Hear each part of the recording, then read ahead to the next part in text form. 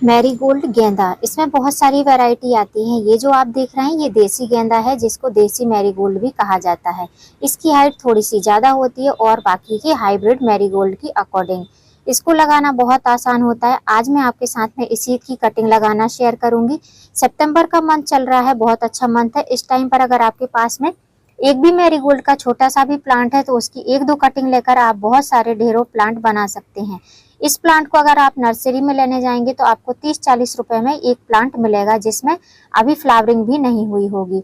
लेकिन वो प्लांट आपके बहुत दिनों तक आपके गार्डन में नहीं टिकेंगे। तो अगर आप चाहते हैं कि आपके गार्डन में पूरे विंटर तक मैरीगोल्ड के प्लांट ब्लूम करते रहें तो अभी इस टाइम पर आप कटिंग से ग्रो करिए।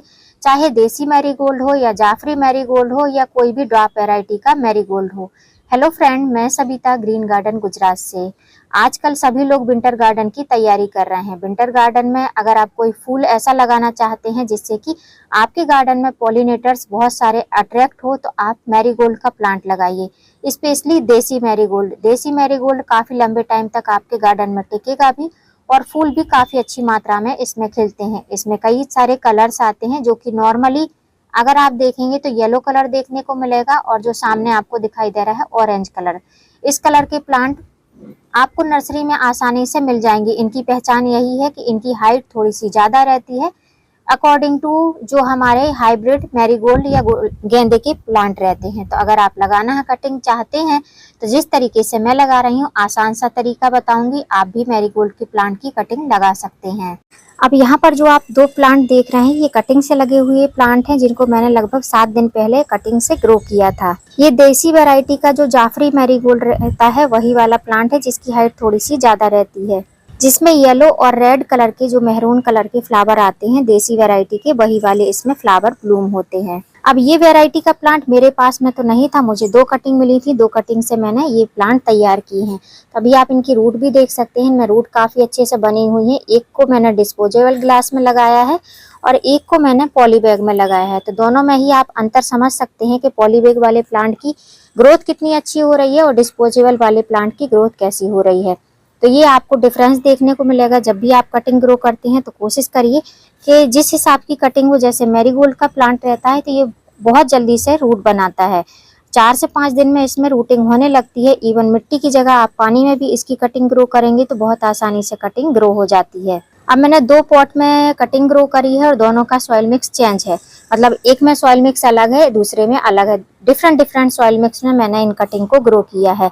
तो मैं सबसे पहले डिस्पोजेबल वाला है इसकी सॉइल मिक्स बता देती हूँ। तो ये खाली सॉइल में लगा हुआ है, जो कि हमारे गार्डन की सॉइल रहती है पॉट की, उसी में मैंने इस कटिंग को ग्रो कर दिया था। और दूसरी वाली जो कटिंग लगाई है इसको मैंने जो मीडिया अभी मैं आपके साथ में शेयर करने वाली हूँ कटिंग लगाने के लिए, उस मीडिया में लगाया है। तो इसकी सॉइल जो है काफी अच्छी पोरस सॉइल है, जिसके कारण इसकी ग्रोथ आप देख सकते हैं कितने अच्छे से निकल रही है। इसकी पत्तियां भी बड़ी बड़ी हैं और ग्रोथ भी काफी फास्ट हो रही है और लगभग 7 से 8 दिन में इसमें कलियां भी आने लगेंगी।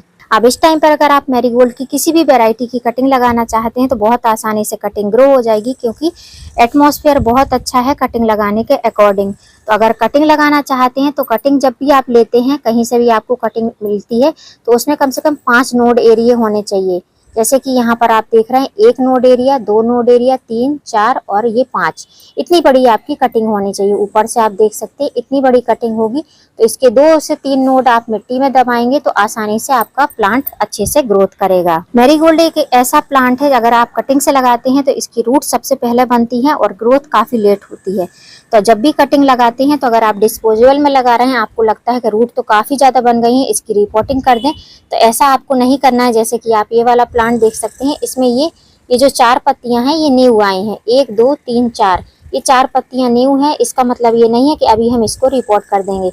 जब तक ये प्लांटर से ये प्लांट रूट बाउंड नहीं हो जाएगा तब तक हम इसकी रिपोर्टिंग नहीं करेंगे। सेम ऐसा प्रोसेस इसमें भी है, लेकिन इसका ग्रो बैग थोड़ा सा बड़ा है। तो जब इसकी रूट नीचे से आप देख सकते हैं निकलने लगी हैं तो ऐसी कंडीशन में इसकी रिपोर्टिंग की जा सकती है। तो अगर आप प्लांट लगाते हैं कटिंग से तो इस चीज का हमेशा ध्यान रखिए कि जब रूट बाउंड हो जाए तभी आपको कटिंग की रिपोर्टिंग करनी है। अब यहाँ पर मेरे हाथ में आप देख रहे हैं ये कटिंग है जो कि आज मैं लेकर आई हूँ इन कटिंग को। तो ये 4 से 5 कटिंग है, 4 कटिंग है। इन 4 कटिंग को आज मैं ग्रो करके दिखाने वाली हूँ। तो सेम वेराइटी की कटिंग है जैसे कि मैंने कटिंग अभी आपको तैयार हुई दिखाई है वही है।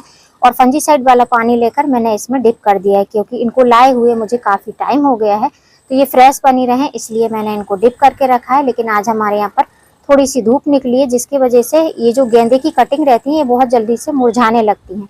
तो आपके पास में फंजीसाइड वाला पानी नहीं है तो नॉर्मल वाटर में भी आप इन कटिंग को ऐसे डिप करके रख सकते हैं। अब ये कटिंग को लगाने के लिए, जैसा मैंने बताया है कि इन कटिंग को लगाने के लिए कैसा सॉइल मिक्स होना चाहिए, उसके साथ साथ कटिंग की साइज कितनी बड़ी होनी चाहिए। तो वैसे तो मैरीगोल्ड की कटिंग छोटी से छोटी लग जाती है, टिप की कटिंग भी लग जाती है, जो ऊपर के 2-3 नोड एरिया रहते वो भी लग जाती है। लेकिन एक इसका जो साइज है, अगर आप चाहते हैं जल्दी से आपका पौधा तैयार हो जाए तो आपको इतनी बड़ी कटिंग लेनी पड़ेगी। कटिंग लगाने के पहले ये जो नीचे की पत्तियां हैं इनको आपको हटा लेना है, इस तरीके से रिमूव कर देना है, जिससे कि जो मिट्टी के संपर्क में आएंगी पत्तियां तो उनमें फंगस लग जाता है। तो ऐसी पत्तियों को आपको नहीं रखना है। जितने नोड एरिया आपको मिट्टी में दबाना है, जैसे कि 1 2 3 इतना नोड अगर आपको दबाना है तो इतना आपको क्लीन रखना है, और ऊपर का उतना क्लीन रखना है कि जब ये पत्तियां झुके तो मिट्टी के संपर्क में नहीं आनी चाहिए। इस टाइम को मैंने क्लीन कर लिया है कटिंग को, ऐसे ही सारी कटिंग को मैं क्लीन कर लूंगी, फिर आपको मैं दिखाऊंगी। तो फ्रेंड्स, ये 5 कटिंग है जिनको आज मैं ग्रो करने वाली हूँ। इनकी पत्तियां नीचे से मैंने हटा ली, इनको क्लीन कर लिया है। अब हम इसका सॉइल मिक्स बनाएंगे। मैरीगोल्ड की कटिंग लगाने के लिए सॉइल मिक्स आपको भुरभुरा बनाना है, मतलब हल्का सॉइल मिक्स बनाना है, क्योंकि जो मैरीगोल्ड की स्टेम रहती है काफी ज्यादा हार्ड नहीं रहती है, ये थिक नहीं रहती है, इसमें ये थोड़ी सी लूज रहती है। तो अगर इसके लिए आप हार्ड सॉइल मिक्स बनाएंगे, बहुत ज़्यादा मिट्टी का यूज करेंगे तो ये बहुत जल्दी से गल जाएगी। तो आपको ऐसा सॉइल मिक्स बनाना है जिसमें पानी बहुत ज़्यादा स्टोर ना होता हो। तो उसके लिए सबसे पहले हम यूज करेंगे कोकोपीट। आपके पास में कोकोपीट नहीं है तो आप राइस हस्क का यूज कर सकते हैं। राइस हस्क भी नहीं है तो आप प्रॉपर सैंड का यूज कर सकते हैं। मैं कोकोपीट का यूज कर रही हूँ। उसके बाद में मैंने सैंड ली है, जितनी कोकोपीट ली है उससे हाफ पार्ट मैंने सैंड ली है, और जितनी सैंड है लगभग उतनी ही मैंने मिट्टी का भी यूज किया है। तो ये 3 चीज ही हमको मिलानी है, इससे ज्यादा हमको इसमें कोई चीज एक्स्ट्रा मिलानी नहीं है। अब इन तीनों चीजों को हम अच्छे से मिक्स कर लेंगे। आपके पास में अगर नीम खली पाउडर है तो आप नीम खली पाउडर जरूर मिक्स करिए, बहुत जरूरी रहता है, जिससे कि आप जो कटिंग लगा रहे हैं उसमें किसी प्रकार के कीड़े मकोड़ों का अटैक ना हो पाए। तो इस तरीके की सॉइल मिक्स बनकर रेडी होनी चाहिए। अगर आप गेंदे के पौधे की कटिंग लगा रहे हैं तो ऐसा सॉइल मिक्स होना चाहिए, एकदम भुरभुरा। तो अगर कोशिश करिए, आपके पास में कोकोपीट है तो कोकोपीट में लगाइए, इसमें रूट बहुत अच्छे से डेवलप होती हैं। और कोकोपीट नहीं है तो आप प्रॉपर सैंड में भी लगा सकते हैं, या सैंड और सॉइल के मिक्स में भी लगा सकते हैं। कटिंग को लगाने के लिए मैं इस तरीके के ग्रो बैग का यूज कर रही हूँ। मेरे पास में 5 कटिंग है, जिसमें से 3 एक पॉली बैग में लगाऊंगी ग्रो बैग में, और एक दूसरे ग्रो बैग में लगाने वाली हूँ। तो सबसे पहले हम इसको इसमें फिल कर लेंगे, इसमें भर लेंगे, उसके बाद में हम कटिंग को इसमें लगाएंगे। अब आप देख सकते हैं पॉली बैग दोनों ही रेडी हो चुके हैं। इसके बाद में हमको वाटरिंग करनी है। तो मैं वाटरिंग जो करने वाली हूँ, ये जो मैंने फंजीसाइड में डिप करके ये कटिंग लगा रखी है, इसमें डिप करके रखी हुई है, इन्हीं कटिंग को हटाकर और इसके बाद में मैं ये जो पानी है यही पानी मैं इसमें डाल देने वाली हूँ। आपके पास में नहीं है फंजीसाइड तो आप नॉर्मल वाटर भी डाल सकते हैं।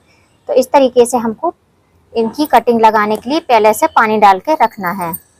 पानी अच्छी तरीके से डाल देना है, जैसे कि मिट्टी में नीचे तक पानी पहुंच जाए। जब कटिंग नीचे तक जाए तो अच्छे से कटिंग, पानी मिलता रहे तो अच्छे से कटिंग ग्रो हो पाएगी। अब इन कटिंग को लगाने के लिए हम यूज करेंगे एलोवेरा जेल का, जो कि एक प्रकार का ऑर्गेनिक रूटिंग हार्मोन है। एलोवेरा का जेल अगर आप कटिंग की ये टिप पर लगा देते हैं, नीचे वाली टिप पर, तो कटिंग बहुत अच्छे से ग्रो होती है, उसकी रूट बहुत अच्छे से बनती है। तो अब जो ये मैरीगोल्ड की कटिंग रहती है, इनकी स्टेम काफी ज्यादा सॉफ्ट रहती हैं, तो इनकी कटिंग को हम इस तरीके से इसमें फिल नहीं कर सकते। तो इसलिए हम इसका यूज किस तरीके से करेंगे, पहले एलोवेरा की जो लीफ है उसमें हम इस तरीके से कोई भी चीज से ऐसे होल बना देंगे, जिससे कि थोड़ा सा ये स्मूथ हो जाए जेल। जब स्मूथ हो जाएगा तो जब हम कटिंग लगाने के लिए इसमें डिप करेंगे कटिंग को, तो कटिंग बहुत आसानी से डिप हो जाएगी, कटिंग हमारी डैमेज नहीं होगी। तो अब हम इसमें ऐसे डिप कर लेंगे, जितना हमको कटिंग को उसमें डालना है, मिट्टी में अंदर तक दबाना है, ऐसे हमको कोटिंग करना है। और उसके बाद में कटिंग को एज इट इज ऐसे हमको दबाकर लगा देना है और फिंगर से ऐसे दबा देना है। तो अब आप देख सकते हैं मैं इनको छाया में ले आई हूँ, क्योंकि ये मैरीगोल्ड के जो लीफ रहते हैं बहुत जल्दी से सूखने लगते हैं।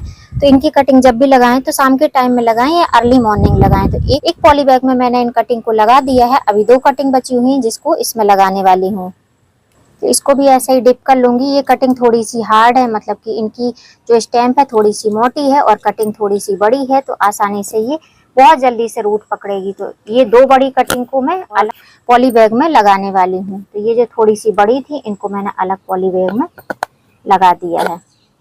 और जब मीडिया सॉफ्ट रहता है ना तो कटिंग बहुत आसानी से नीचे तक चली जाती है। और एक चीज और ध्यान रखनी है, इनकी जो लीफ है ना इनको आपको साइड साइड कर देना है। अभी आपको ये जो इनकी जो ब्रांचेस हैं इधर उधर फैली हुई दिख रही हैं, 2-3 दिन में अच्छे से स्टेबल हो जाएंगी। अब इसमें हमको कोई भी पानी वगैरह नहीं रखना है, ओपन में ही रखना है, लेकिन ओपन शेड में रखना है, मतलब बहुत ज्यादा धूप में नहीं रखना है। अभी हमारे यहाँ पर चटकती हुई दोपहर की धूप हो रही है, इसलिए मैं इनको यहाँ शेड में लेकर आई हूँ।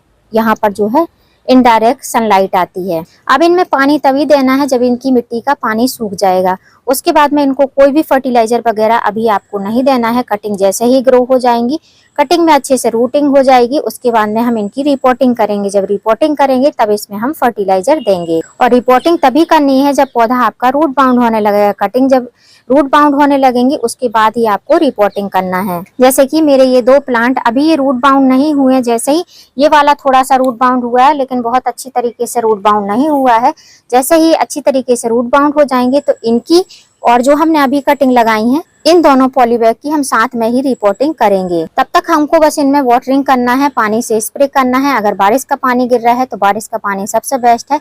इनडायरेक्ट वे में बौछार से पानी मिलता रहेगा तो ये कटिंग बहुत आसानी से ग्रो कर जाएंगी। और यदि रूट बहुत धीमे धीमे बन रही है तो ये एलोवेरा का जो लीफ रहता है इसी का जेल निकाल कर आप जो है हफ्ता 15 दिन में एक बार जड़ों में डाल देंगे तो बहुत अच्छे से रूट बनने लगेंगे। तो यदि आप भी चाहते हैं कि विंटर में आपके गार्डन में बहुत सारे मैरीगोल्ड गेंदे के फूल खिलते रहें तो इस टाइम पर आप कटिंग से जैसे मैंने ग्रो किए हैं वैसे आप ग्रो कर सकते हैं। उम्मीद करती हूँ फ्रेंड वीडियो हेल्पफुल रहा होगा। वीडियो अच्छा लगा हो तो वीडियो को लाइक करना, चैनल पर न्यू हो तो चैनल को सब्सक्राइब करना। Happy gardening.